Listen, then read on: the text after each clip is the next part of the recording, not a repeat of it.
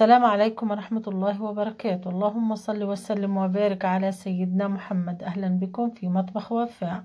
أكلتنا اليوم المسقعة بصدر الدجاج أو صدر الحبش. بسم الله الرحمن الرحيم. في البداية أنا بدي أقشر البذنجان الموجودة عندي 2 كيلو ونص. 2 كيلو ونص بذنجان قشرته.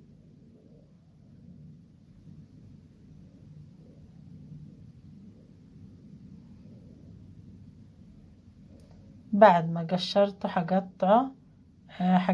مش حقطعه قطع، يعني حتكون القطعة سميكة، مش حتكون رفيعة عشان ما يدوبش معايا لما أقلي. هيك حيكون سمك القطعة.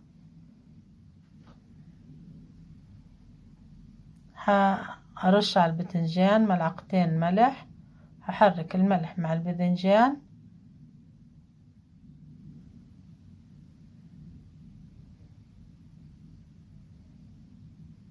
هتركه 10 دقايق. فترة ما أتركه بدي أنا أعمل اللحمة والبصل. اللحمة اللي استخدمتها صدر حبش، قطعتها قطع صغيرة. البصل حقطعه قطع صغيرة. استخدمت كيلو بصل.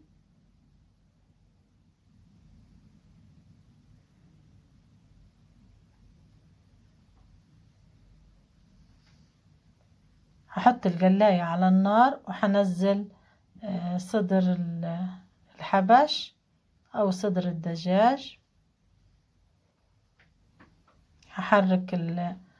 هحرك الصدر تحركتين وحنزل البصل.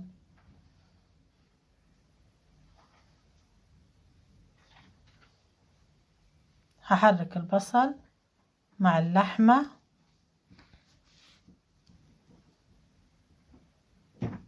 هنزل قدر فنجان صغير زيت نباتي. هحرك الزيت مع اللحمة. هنزل نص ملعقة ملح. هحرك الملح مع اللحمة والبصل. وحنزل نص ملعقة فلفل أسود. هحرك الفلفل الأسود مع الملح مع البصل واللحمة. لما يبدأ يتغير معايا اللون هيك بتكون معايا جهزت.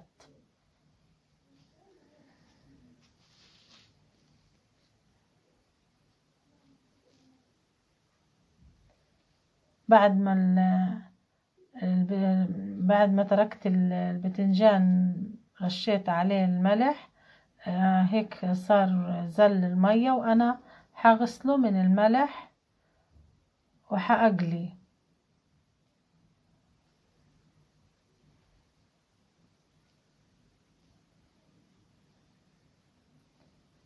لما يحمر معايا حقلب البذنجان.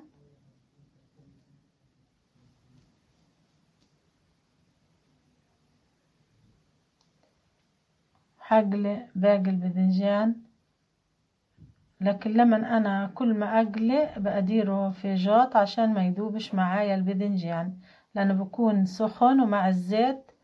ما بحطش البذنجان كله في صحن واحد، بأديره في جوط أكبر أو صينية أكبر عشان ما يذوبش البذنجان. هبدأ أصف البتنجان. أنا صفيته في الطنجرة اللي استخدمتها طنجرة الطبيخ. ما استخدمتش، مش حصفه في الصينية لأن أنا بدي أحطه على النار، مش هحطه في الفرن، هحطه يعني على الغاز. هنزل اللحمة فوق طبقة البتنجان. هحط كمان طبقة بتنجان. قليت أنا مع البتنجان فلفل أخضر حسب الرغبة، طبعا الفلفل حراق. عصرت بندورة مع 2 كوباية مية وملعقة صلصة. تقريبا يعني أنا عملت كيلو بندورة وملعقة صلصة. هحرك ملعقة الصلصة مع البندورة، وحنزل عصير البندورة على البذنجان. هغطيه، اتركه لما يسبك، يعني ما تكونش النار عالية كتير عشان ما ينحرقش البذنجان. هتركه لما يبرد، وهيك صار معايا وطعمه طيب كتير. ان شاء الله تكون الوصفة عجبتكم. اذا عجبتكم لا تنسوا اللايك والشير، وانتظرونا في فيديو جديد ان شاء الله.